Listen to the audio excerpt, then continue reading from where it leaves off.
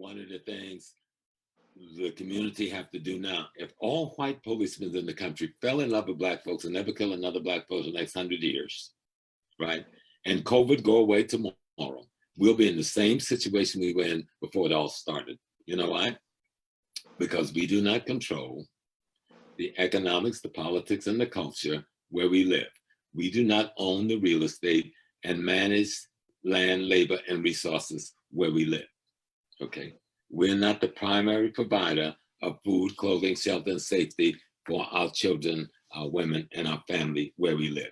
And until we address that, until we stop giving money to these other ethnic groups to take out of our community at the end of the day and go build their communities, well, we complain and saying we ain't got no money. Yeah, you just gave it to somebody else to go build their ethnic community. They didn't take that money that you spent at the Arab store, or at the Chinese store, or at the Korean store, or at the Jewish store, or at the Italian or Polish store. They did not take that money and reinvest it in inner city Detroit where black people live. They run the businesses there. We're 100% of their customers, but they take that money where they live and reinvest it. Okay? That's the real deal. Because racism won't affect us if we get our mind back. The way you get your mind back is realizing that you're responsible for the provision of food, clothing, shelter, safety, and security for yourself and your family. You cannot do that unless you take control of the economics, the politics, and the culture where you live. Malcolm X told us that we need to do that. Dr. King said we need to do that. Elijah Muhammad said we need to do it. Harriet Tubman said we needed to do it. Marcus Garvey said we need to do it. Ida B. Wells said we need to do it. Maggie Walker said we needed to do it. What's our other sister? Madam C.J. Walker said. So we've had great minds come telling us what the formula is. The formula is don't shop where you don't own. Period. Especially don't shop where you can't work.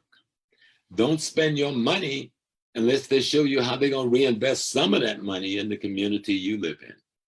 So you can have your daycare facilities and your retirement homes, all right?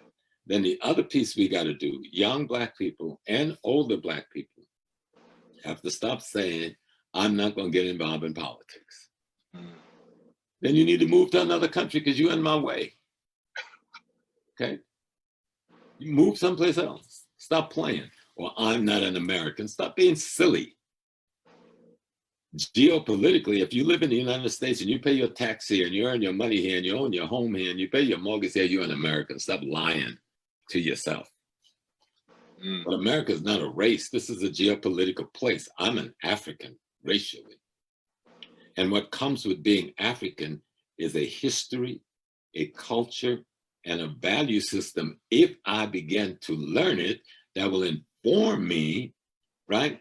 That my history and culture will inform me in whose interest I must behave economically, politically, and culturally in order to provide food, clothing, shelter, safety for myself and my family. And I can only do that if I take control of the economic, politics, and culture where I live. Yeah. That means if I don't like who the Democratic Party is running for office, or the Republican Party is running for office, or the Socialist Party is running for office, then run myself or my comrade or my worker or my friend. But we can't do that unless we learn how the election laws work in our jurisdiction. We got to know how to get a petition.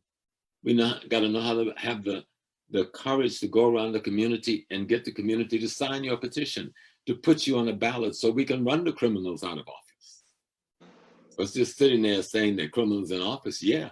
But the next step is what we're gonna do about getting those criminals out of the way, and most of them look just like us, and get people in those offices. I mean, we must learn, just like how we can sit down on Sunday and watch the football game and the baseball game and the basketball game and know every player on the team and know their stats, know their wife name, their girlfriend's name, their mama baby name. We learn all of that about these guys. Know it like that. But we don't know where our polling place is, many of us. We don't know who is our city council person. We don't know who our school board person is. We don't know who our community board person is, all right? We don't know who the district attorney is, who's prosecuting all of our babies every day on false crimes and false charges. We've got to become literate, politically literate. Right now, a large segment of our community is politically ignorant. And that ignorance has become one of the greatest enemy of our communities.